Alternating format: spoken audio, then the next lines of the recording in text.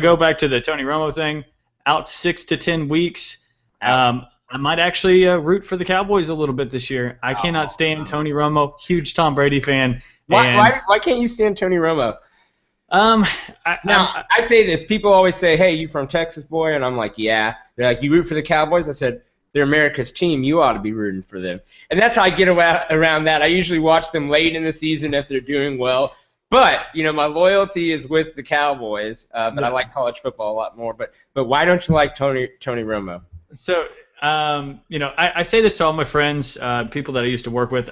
I have a good friend of mine. He's from Buffalo, New York, and he's a huge Cowboys fan. And he's always like, Tony Romo has some of the best QB ratings and all these statistics and all this stuff. And I tell him, Tony Romo is the only quarterback in history to accidentally have elite stats.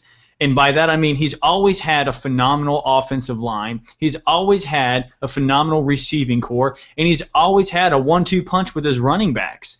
I mean, this guy has been given talent on a silver platter and an opportunity to do great things. And every year he gets hurt, every year he chokes. And I'm not rooting necessarily against the guy, but the proof is in the pudding.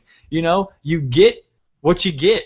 So with Tony Romo, it's one of those things. He doesn't stand in the pocket, and throw the ball. He doesn't read offenses as well as Peyton Manning does, Tom Brady, even Eli Manning at times.